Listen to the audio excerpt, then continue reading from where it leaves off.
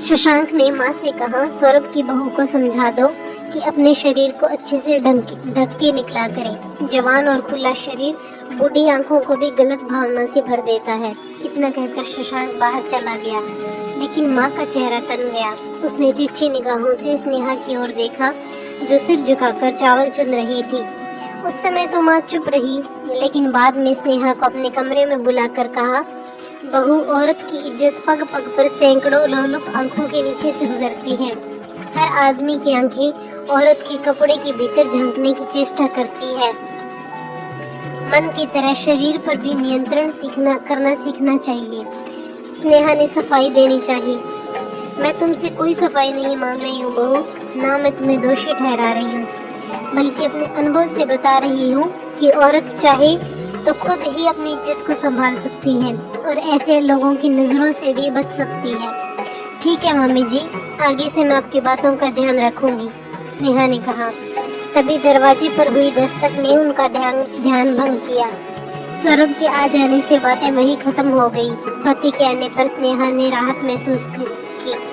अब इस घटना को बीते 4-5 दिन ही हुए थे कि एक और विवाद ने जन्म ले लिया। हुआ यूं कि स्नेहा स्लीवलेस गाउन पहने बाथरूम से निकल रही थी कि अचानक डाइनिंग हॉल में शशांक उससे टकरा गया। बेचारी स्नेहा फुर्ती से अपने कमरे में चली गई। शशांक को एक और मौका मिल गया था। मुझे छोटी बहू का व्यवहार ठीक नहीं लग रहा है। अभी बच्ची है, अपने आप समझ आ जाएगी, माँ ने बात को खत्म करते हुए कहा। तुम बहुत भोली हो माँ, पर यदि अभी से कंट्रोल नहीं किया तो परिवार की इज्जत पर बट्टा लग सकता है। स्नेहा को समझाओ, मर्यादा में रहना सीखे। इसके तौर तरीके कुछ ठीक नहीं है। स्नेहा दरवाजे के पास खड़ी होकर अपने जेठ और सास के बीच हो रही बातें सुन रही थी। उसे समझ नहीं आ रहा था कि उसे ऐसी कौन सी गलती हुई जिससे उसके सास और जेठ उसके चरित्र पर संदेह कर रही है। उन सारी बातों ने जैसे स्नेहा की चेहरे से हंसी छीन ली थी। हमेशा खुश रहने वाली स्नेहा बुझी बुझी सी रहने लगी। उसे समझ नहीं आ रहा था कि अपनी व्यथा किससे कहे। जेठ उस पर अपरोक्ष रूप से लांछन लगा रहे थे और उसकी सास, जो एकदम पुराने ख्यालात की थी, रोज उसे औरत की मर्यादा का पाठ पढ़ाती रहती थी। एक बार तो उसके मन में आया कि वो सौरभ को सब बता दे, लेकिन दोनों भाइयों में बेहद प्रेम था और वो प्रेम कहीं उसके कारण टूटकर बिखर ना जाए, इसलिए वो चुप रही। वह अपने मन की बात जेठानी स्वाति से भी नहीं कह सकती थी, क्योंकि उसके लिए तो उसका पति परमेश्वर था। रात में जब सौरभ कमरे में आया तो वो एक तरफ मुंह किए चुपचाप लेटी हुई थी। सौरभ ने पूछा, तुम्हारी तबीयत खराब है क्या? स्नेहा ने कहा, नहीं, ऐसी कोई बात नहीं है, बस नींद आ रही है। लेकिन सौरभ समझ गया था कि स्नेहा परेशान है। उसके मन में छिपे भाव चेहरे से साफ साफ व्यक्त हो रहे थे। इतना उदास तो उसने स्नेहा को कभी नहीं देखा।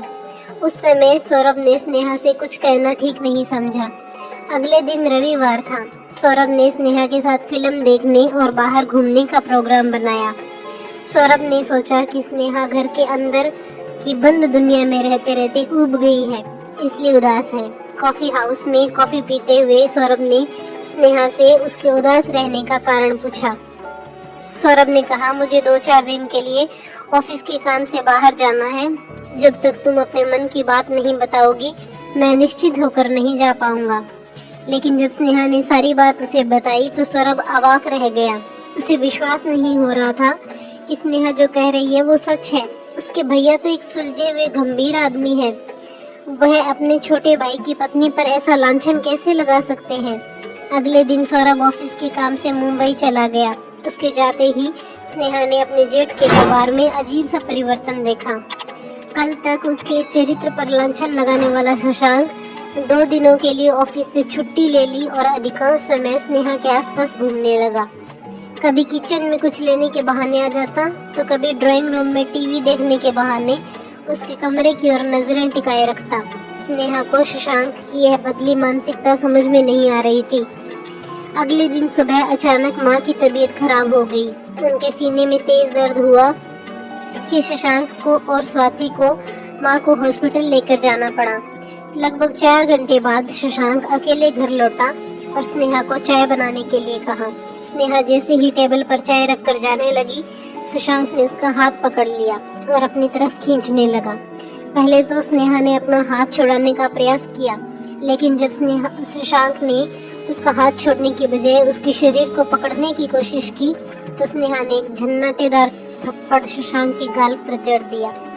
शशांक को ये उम्मीद नहीं थी कि छुई मुई सी दिखने वाली स्नेहा ऐसा रौद्र रूप ले सकती है। वो कालीन पर गिरा हुआ अभी संभलने की कोशिश ही कर रहा था कि स्नेहा ने उसकी छाती पर अपना पैर रख दिया और बोली, मेरे चरित्र पर लांछन लगाने वाले तुम खुद कितने चरित्रवान हो, यह तो मैं पहले दिन ही समझ गई थी, जब तुमने डाइनिंग हॉल के करीब से जाते हुए मेरे शरीर को छूने की कोशिश की थी। तुमने अपने चरित्र को मुझ पर आरोपित कर मुझे बदनाम करने की कोशिश की, मेरे चरित्र पर कीचड़ उछाला, जबकि तुम्हारा चरित्र ही गंदा और दागदार था। स्नेहा जानती थी कि उसकी बात पर कोई यकीन नहीं करेगा, लेकिन वो मन ही मन निर्णय कर चुकी थी कि अब वो चुप नहीं रहेगी। स्नेहा ने जब देखा कि उसका जेठ अकेला आया है, तब उसने फोन की रिकॉर्डिंग शुरू कर फोन अपने ब्लाउज में डाल लिया था और ये सारी बात अब रिकॉर्ड हो चुकी थी। स्नेहा का जेठ खुद को संभालते हुए खड़ा हुआ और गुस्से से स्नेहा की ओर देखता हुआ बाहर निकल गया। लेकिन अब स्नेहा इस आने वाले तूफान के लिए तैयार थी। उसे पता था कि सब में वो बहुत कुछ खो देगी, लेकिन अपनी इज्जत पर अब कोई दरिंदा हाथ डालने की जरूरत नहीं करेगा। स्नेहा आज बहुत खुश थी। कहानी कैसी लगी कमेंट करके ज़रूर बताइएगा, और अगर आपको कहानी थोड़ी सी भी पसंद आती है तो प्लीज़ मेरे चैनल को सपोर्ट कीजिएगा।